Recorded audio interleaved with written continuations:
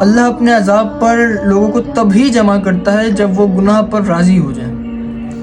اللہ پاک نے قرآن پاک میں یہ نہیں ارشاد فرمایا کہ زندگی آسان ہے، بلکہ یہ ارشاد فرمایا ہے کہ ہر مشکل کے بعد آسانی ہے۔ زندگی بہت مشکل ہے۔ یہ افسوسناک واقعہ کراچی کے اندر جو پیش آیا ہے، اتنی زیادہ آگ، اتنی زیادہ چیزیں، اتنی زیادہ تباہی، اور جو کچھ بھی ہوا ہے یہ ناقابل مذمت ہے۔ کراچی شہر کے ساتھ جتنا ظلم ہو رہا ہے، کراچی کے لوگوں کے ساتھ جتنا ظلم ہو رہا ہے، اس کی کوئی انتہا نہیں ہے۔ ہم بہت سفر کر رہے ہیں، کتنا سفر کریں گے اور کتنا کرتے رہیں گے، کب تک ہوگا؟ یہ حکومت کیوں ایکشن نہیں لیتی؟ یہ اقدامات کیوں نہیں کرتی؟ ہم ای چالان میں تو لگ چکے ہیں جس سے پیسہ کمایا جائے، لیکن ہم اس چیز پہ کیوں فوکس نہیں کرتے کہ ہم ملک کے لیے کیا کر رہے ہیں؟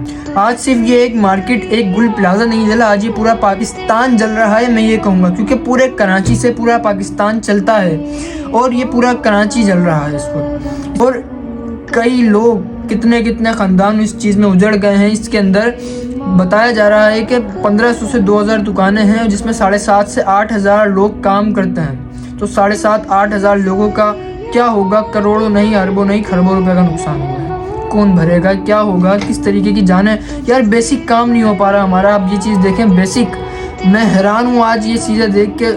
میں رات کو 12:30 سے 1 بجے کے قریب ادھر گیا ہوں، اور میں نے جو حال ادھر دیکھا ہے، مجھے اتنی تکلیف ہوئی کہ خوف آ رہا تھا، دوزخ کا منظر لگ رہا تھا، قیامت جیسی چیز لگ رہی تھی۔ جو لوگ اندر پھنسے ہیں ان کی آوازیں میں سن پا رہا تھا، اور وہ چیخ رہے تھے، ہمیں نکالو، ہمیں نکالو، ہمیں بچاؤ۔ لائٹس دے رہے تھے، لیکن ہمارے پاس کوئی ایسی چیز موجود نہیں تھی۔ اندر بس گاڑیاں موجود تھیں جو فائر بریگیڈ کی تھیں، جس میں سے ایک آگ بجھانے میں کام کر رہی تھی، 2 کے اندر پانی ختم۔ ہمارے پاس کرین نہیں آئی، ہمارے پاس کوئی ایسا، ہم ہیلی کاپٹر میں ہماری پیسوں سے گھوما جاتا ہے، ہیلی کاپٹر کے دورے ہوتے ہیں۔ اگر ہیلی کاپٹر آ جاتے، اگر کوئی کوپر آ جاتا، کوئی پاکستان نیوی کے لوگ آ جاتے، کسی بھی طریقے سے وہ چیز کو ریسکیو کر سکتے تھے، آگ بجھ سکتی تھی۔ کچھ کیمیکلز ہوتے ہیں ہمارے پاس، کچھ ایسے اثاثے ہوتے ہیں، لیکن وہ چیز نہیں ہو سکی۔ ہمارے اپنے جلتے رہے، مرتے رہے، ہمارے اثاثے جلتے رہے۔ کراچی کے لوگ اپنے مال و جان سے ہاتھ دھو بیٹھے، جو کروڑ پتی تھے آج وہ روڈ پتی ہو چکے ہیں۔